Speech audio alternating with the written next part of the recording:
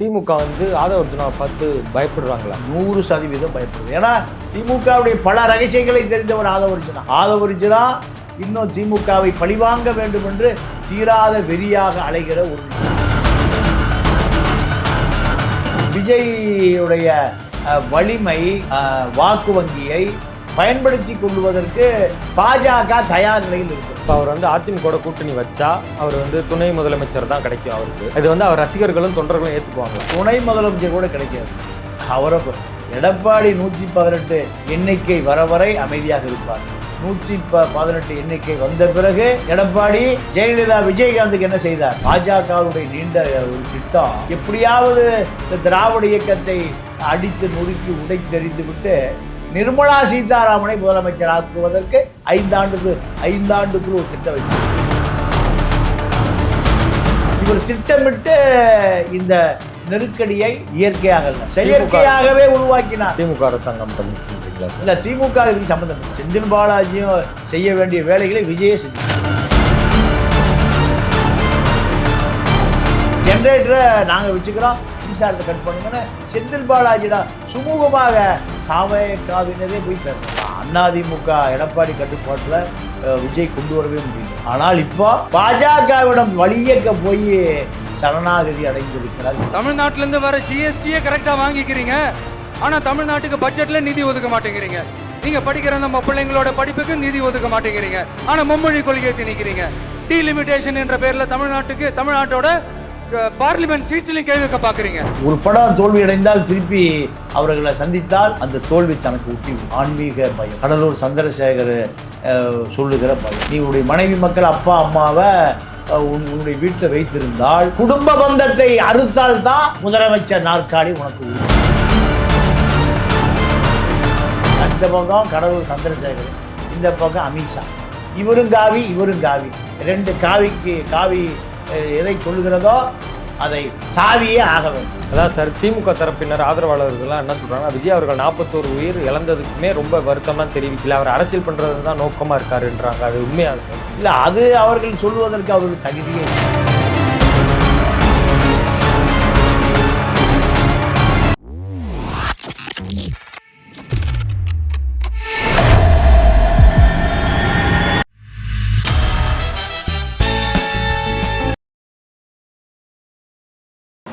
PPT cinema நேயர்கள் அனைவருக்கும் வணக்கம். இன்னைக்கு நம்மளோட இருக்கவர் தமிழா பாண்டியன் அவர்கள். வணக்கம். வணக்கம். கரூர் ஸ்டாம்பிட் நடந்துச்சு, 41 பேர் உயிர் இழந்திருக்காங்க. இது தொடர்பாக விஜய் அவர்களோ ஆதவ அர்ஜுனா அவர்களோ புஷி ஆனந்த் அவர்களோ இன்னும் கைது ஆகலை. எதனால் நினைக்கிறீங்க? இல்லை, திமுகவை பொறுத்தவரை இந்த தாவேகாவினுடைய ஒட்டுமொத்தமான அவர்களுடைய அந்த பேரணி, பொதுக்கூட்டம், மாநாடு அத்தனையிலுமே அடக்கி வாசிக்கிறார்கள். நீங்கள் திருச்சி விமான நிலையத்திலிருந்து மரக்கடை கூட்டம் 7 நிமிட கூட்டத்திற்கு 7 மணி நேரம் செய்த பொழுதே விஜய் கைது செய்யப்பட்டிருக்க வேண்டும். விமான நிலையத்திற்குள் 5000 பேர் உட்புகுந்து விமான நிலையம் விஜய் வெளியேறுகிற அந்த 7 மணி நேரமும் விமான நிலையமே மூடப்பட்டது. நீங்கள் 5000 பேர் அந்த இரும்பு தடுப்பு பேரிகார்டு உடைக்கப்பட்டது.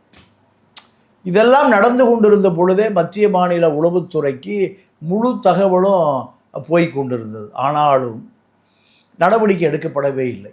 திமுகவுடைய அத்தனை ரகசியங்களையும் தெரிந்த ரகசியமாய் இருந்த ஆதவ அர்ஜுனா இப்போ விஜய் பக்கம் இருக்கார். 2021 திமுக அதிகாரத்துக்கு வருவதற்கு முழு காரணம், அதில் பாதி ஆதவ அர்ஜுனா தான்.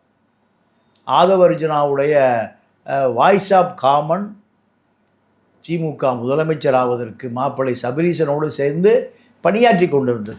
இப்போ அதை அப்படியே அந்த வாய்ஸ் ஆஃப் காமன் ஏறக்குறைய ஒரு 100க்கும் மேற்பட்ட நிருபர்கள், குறைந்து 20 லட்சம் ரூபாயிலிருந்து 1 லட்சம் ரூபாய் சம்பளம் வரை 100 பேர் வேலை செய்கிறார். அத்தனையும் விஜயை சமூக வலைதளங்களை தன்னுடைய கட்டுப்பாட்டுக்குள் கொண்டு வந்து திமுக எப்படி திமுகவுக்கு ஒரு பெரிய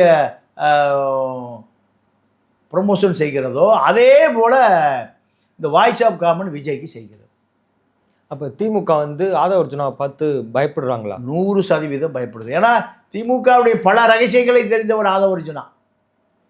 ஆதவ அர்ஜுனா இன்னும் திமுகவை பழிவாங்க வேண்டும் என்று தீராத வெறியாக அலைகிற ஒரு நபர். இந்த நபருக்கு சபரீசனை பற்றி பல ரகசியங்கள், முதலமைச்சர் குடும்பத்தை பற்றி பல ரகசியங்கள். நீங்கள் விஜய் பேசுகிற ஸ்டாலின் அங்கிள், நீங்கள் வெளிநாட்டுக்கு முதலீடுகளை இருக்க போகிறீர்களா அல்லது உங்களது முதலீடுகளை முடக்கப் போகிறீர்களா, இப்படி பல ரகசியங்களை அறிந்தவர். டெல்லிக்கு வேற இப்போ பயணம் பண்ணியிருக்காரு. இல்லை, அவர் எங்கே வேணால் போவார். ஆனால் திமுக கைது செய்யாமல் இருப்பதற்கு காரணமே டெல்லி ராகுல் காந்தியிடம் விஜய் சரணாகதி அடைந்து விட்டார். 3 முறை பேசியிருக்கார். அவர் பிரேசிலுக்கு போவதற்கு முன்பு 3 முறை பேசியிருக்கார். அந்த கட்சியினுடைய தேசிய பொதுச் செயலர் கேசி வேணுகோபாலை அனுப்பியிருக்கார். ஓய்வு பெற்ற 2 சிபிஐ டிஜிபிக்கள் தனிப்பட்ட முறையில் வந்து கள நிலவரத்தை தெரிந்து கொண்டு போயிருக்கிறார்கள். அப்போ இதெல்லாமே திமுகவுக்கு ஒரு பெரிய அச்சத்தை ஏற்படுத்தி இருக்கிறது. இதை தாண்டி இதே நேரத்தில் விஜய் கைது செய்யப்பட்டு சிறையில் அடைக்கப்படுவார் என்று அஞ்சிய விஜய், ஆதவ அர்ஜுனா, அண்ணாமலை கூட்டணி அமித்ஷாவிடம் சரண்டராகி, அமித்ஷாவும் விஜயும் நான் இருக்கிறேன், பார்த்து கொள்கிறேன் என்று நீங்கள் உறுதி கொடுத்துருக்கார் அமித்ஷா. ஆக அமித்ஷாவோடும் இணக்கமாகிவிட்டார், ராகுலோடும் இணக்கமாகிவிட்டார். இத்தனை இணக்கமான பிறகு திமுக கண்டிப்பாக விஜயுடைய கார் டிரைவரையோ கைது செய்ய. காரணம், விஜயுடைய வலிமை, வாக்கு வங்கியை பயன்படுத்தி கொள்வதற்கு பாஜக தயார் நிலையில் இருக்கிறது. இப்போ திமுக நெருக்கடி கொடுத்தால் கூட்டணி சேருவாரா? கண்டிப்பாக கூட்டணி சேராமல் தனித்து நிற்கவே முடியாது. ஏன்னா அவர் ஒரே நேரத்தில் திமுகவையும் எதிர்க்க வேண்டும், அதே நேரத்தில் அதிமுகவையும் எதிர்க்க வேண்டும், பாஜகவையும் எதிர்க்க வேண்டும். இந்த நிலையில் இப்போ விஜய் இல்லை, விஜயுடைய ஆலோசகர்களும் இல்லை, விஜயுடைய கொள்கை வகுப்பாளர்களும் இல்லை. தலைதறிக்க ஓடிட்டு இருக்கான். இப்போ இதுதான் இவர்களுடைய வலிமை என்பதை பாஜக தெரிந்து கொண்டது, திமுக தெரிந்து கொள்ள மறுக்கிறது. Yes sir. இப்போ அவர் வந்து அதிமுக கூட்டணி வச்சா அவர் வந்து துணை முதலமைச்சர் தான் கிடைக்கும் அவருக்கு. இது வந்து அவர் ரசிகர்களும் தொண்டர்களும் ஏற்றுக்குவாங்களா? துணை முதலமைச்சர் கூட கிடைக்காது. அவரை எடப்பாடி 118 எண்ணிக்கை வர வரை அமைதியாக இருப்பார். 118 எண்ணிக்கை வந்த பிறகு எடப்பாடி ஜெயலலிதா விஜயகாந்துக்கு என்ன செய்தார், அதே தான் எடப்பாடியும் செய்வார். அதே நேரத்தில் பாஜகவும் விஜய் கட்சியை உடைக்க பார்க்கும். பாஜகவுடைய நீண்ட ஒரு திட்டம், எப்படியாவது இந்த திராவிட இயக்கத்தை அடித்து நொறுக்கி உடைத்தெறிந்து விட்டு நிர்மலா சீதாராமனை முதலமைச்சர் ஆக்குவதற்கு 5 ஆண்டுக்குள் ஒரு திட்டம் வச்சிருக்கு. விஜயுடைய அதிமுக விஜய் கூட்டணியில் இருக்கக்கூடிய சட்டமன்ற உறுப்பினர்களை, பாஜகவினுடைய சட்டமன்ற உறுப்பினர்களை கலந்து 118 எட்ட முடியுமா? இந்த திட்டத்தை யார் வகுக்கிறது? ஆர்எஸ்எஸ் தான். வேற தமிழ்நாட்டில் ஒருத்தர் இருப்பார்ல. தமிழ்நாட்டில் ஆர்எஸ்எஸ் என்பது நாக்பூர் தான் தலைமை. மோடிக்கு அதிகாரம் இல்லை. நாக்பூரிலிருந்து தான் திட்டங்கள் வகுக்கப்படும். ஒவ்வொரு மாநிலத்திற்கும் நீங்கள் திட்டம் வகுப்பதற்கு 1 வருடங்களுக்கு முன்பே ஆள் போய் சேர்ந்துருவோம். கமலாலயம் என்பது நீங்கள் அண்ணாமலையை வெளியே விரட்டி நயினார் நாகேந்திரனை அந்த பதவியில் வைப்பதற்கு 1 வருடங்களுக்கு முன்பே சட்டம் தீட்டியாகிவிட்டது. எப்படியாவது நிர்மலா சீதாராமன் தமிழ்நாட்டில் முதலமைச்சர் வேட்பாளர், முதலமைச்சர் என்ற செய்தி வந்தால் திமுக அதிமுகவுடைய கூடாரம் கலகலத்து போயிடும். ஏன்னா ஸ்டாலினை விட, எடப்பாடியை விட, விஜயை விட நல்ல நிர்வாகம் கொடுக்கக்கூடியவர். லஞ்ச லாவணிய ஊழல், மணல் மாஃபியா, சாராய மாஃபியா, மது மாஃபியா, இப்படி சட்டவிரோத மாஃபியாக்களே இல்லாத ஒரு அரசாக இருக்கும். இதை நிர்மலா சீதாராமன் உறுதியளிப்பார். சார் நீங்கள் எப்படி சொல்கிறீங்க? இன்னொரு பக்கம் திருமாவளவன் அவர்கள் என்ன சொல்கிறாங்கன்னா, விஜய் வந்து கைது செய்யாமல் இருக்காங்களே, இது அண்டர் கிரவுண்ட் டீலிங்காக இருக்குமோ, திமுகவுக்கும் விஜய்க்கும் ஒரு அண்டர் கிரவுண்ட் டீல் இருக்குமான்ற மாதிரி கேள்வி கேட்குறாரு. இல்லை, அது உண்மைதான். ஏன்னா ஆதவ அர்ஜுனா 2021 எங்கே இருந்தார்? திமுகவில் தான் இருந்தார். அது அவருக்கே தெரியும். விசிகேவோட அப்புறம் விசிகாவுக்கு வந்து தான் இப்போ அதிமுகவுக்கு போகாமல் டிவிக்கே போனார். அப்போ திமுகவினுடைய அத்தனை பலவீனம் அத்தனையும் தெரிந்த நபர் ஆதவ அர்ஜுனா கைது செய்து பார், என் தலைவனை கைது செய்து பார், சவால் விட்டால திமுக நடுங்கும். திமுகவை நீதிமன்றம் கேட்குது, ஏன் இதுவரை கைது செய்யலை? அந்த வாகனம் 2 மோட்டார் சைக்கிளை விபத்து ஏற்படுத்தியிருக்கு. 41 பேர் இறந்ததுக்கு நீதியரசர் ஓய்வு அருணா ஜெகதீஷ் என்ன சொல்கிறாங்கன்னா, 27ஆம் தேதி திருச்சி விமான நிலையத்திலிருந்து நீங்கள் வருகிற பொழுது வெளியே வந்து ரசிகர்களை பார்த்து கையசைத்து ஒரு 5 நிமிடம் பேசிவினால் 1000 பேர் வீட்டுக்கு போயிருப்பான். இப்படி 10 இடத்தில் இவர் அந்த கரூர் திருச்சி ஒரு 60-70 கிலோமீட்டர், ஒரு 10,000 பேரை வேலுச்சாமிபுரத்துக்குள் நசுக்கி இருக்க வேண்டிய அவசியம் இல்லை. இந்த வேலுச்சாமிபுரத்துக்குள் குவிவதை விஜய் விரும்பினார். இதுதான் நீங்கள் அருணா ஜெகதீசன் ஒரு நம்பர் கமிஷன் சொல்கிறாங்க. அப்போது இவர் திட்டமிட்டு இந்த நெருக்கடியை இயற்கையாக அல்ல, செயற்கையாகவே உருவாக்கினார். திமுக அரசாங்கம் பண்ணுச்சுன்றீங்களா சார்? இல்லை, திமுக இதுக்கு சம்மந்தம் இல்லை. செந்தில் பாலாஜியும் செய்ய வேண்டிய வேலைகளை விஜயே செஞ்சுட்டார். இல்லை, திமுக ரோலே இல்லை. திமுக செய்ய வேண்டிய வேலைகளை யார் செஞ்சா? விஜயே செஞ்சுட்டார். நீங்கள் இவர்கள் போய் மின்சாரத்தை தடை பண்ணுங்க, எங்கள் ஆட்கள் மின்சார கம்பளத்தை ஏறுவாங்கன்னு இவர்களே போய் சொல்கிறாங்க. யார் செந்தில் பாலாஜி மின்சாரத்தெல்லாம் ரத்து பண்ணது, ஜென்ரேட்டரை நாங்கள் வச்சுக்கிறோம், மின்சாரத்தை கட் பண்ணுங்கன்னு செந்தில் பாலாஜிடா சுமூகமாக தாவகாவினரே போய் பேசுகிறாங்க. இதெல்லாமே செந்தில் பாலாஜி செய்ய வேண்டிய அத்தனை வேலைகளையும் விஜயே செஞ்சு முடிச்சிட்டார். இப்போ இந்த இடத்துல ஒரு 40,000 பேரை கூட்ட முடியுமான்னு புஷி ஆனந்த் ஒரு 4 நாளைக்கு முந்தி வந்து ஆய்வு செய்துட்டு போயிருக்கார். கூட்டலான்னு போயிருக்கார். 10,000 பேர் தான் கூடுவாங்கன்னு அவரே சொல்லியிருக்கார். அப்போ அந்த கூட்டத்தினுடைய அறிவு, கூட்டத்தினுடைய விளைவு புஷி ஆனந்துக்கு தெரியல. இப்போ தலைமறைவாக வேற இருக்கார். இல்லை, அது ஒரு பெரிய பிரச்சனையில் அவர் கைதே பண்ண மாட்டார். 3 படை, அதெல்லாம் 3 படை 7 படையும் இல்லை, சொறிப்படை, அமைதிப்படை, அதிரடிப்படை, ஒரு படை ஒன்றும் பண்ணாது. அவர் இருக்கிற இடம் தெரியும், தெரிஞ்சுதான் அரெஸ்ட் பண்ணாங்க. யாரையும் அரெஸ்ட் பண்ணலையே, கார் ஓட்டுநரை கூட கைது பண்ணலையே. நீங்கள் ஜெயலலிதாவை தான் சொல்லுவாங்க, சங்கராச்சாரியாரையே கைது செய்தார் ஜெயலலிதா. கருணாநிதி இருந்தால் சங்கராச்சாரியார் ஓட்டுநரை கூட கைது செய்ய மாட்டார். இதுதான் திமுக. திமுகவுக்கு காவல்துறை இருக்குது. காவல்துறையை வைத்து யாரை வேண்டுமானாலும் குண்ட சட்டத்தில் அடைக்கலாம், யாரை வேண்டுமானாலும் கைது செய்யலாம். இந்த நிலைக்கு திமுக வந்ததுக்கு கண்டிப்பாக பதில் சொல்லியாக வேண்டும். சார், விஜய் அவர்கள் வந்து அதிமுகவோட இணைவாருன்னு சொல்லியிருக்கீங்க. ஆனால் அண்ணாமலை அவர்கள்லாம் சொல்லியிருக்காருன்னா, நான் என்ன அவங்களோட ஸ்போக் பர்சனா, அந்த கட்சியினர் தான் அவங்க தரப்பினருக்காக பேசிக்கணும், ஆனால் அவங்களே பேச மாட்டாங்கன்ற மாதிரி வாதம் வச்சிருக்காரு. இல்லை, அண்ணாமலையெல்லாம் அரசியல் மறந்து ரொம்ப நாள் ஆகிப்போச்சு. அண்ணாமலை என்னைக்கு பாஜகவோட மாநில தலைவர்லேருந்து தூக்கினார்களோ அதோட அண்ணாமலையை மக்கள் மறந்துட்டான். அண்ணாமலை டெல்லியில் எந்த அதிகாரமும் இல்லை, தமிழ்நாட்டிலையும் எந்த அதிகாரமும் இல்லை. அதனால் அண்ணாமலை பேச்செல்லாம் நம்ம பேச வேண்டியதே இல்லை. அண்ணாமலை உடைய அரசியல் வரலாறு முடிந்து போய்விட்டது. முடித்து வைத்ததே பாஜக தான், மாரிதாஸ் தான், கல்யாண ராமன் தான், ராம சீனிவாசன் தான். இந்த ஆட்கள் தான் அண்ணாமலையை வெளுக்கிறாங்க.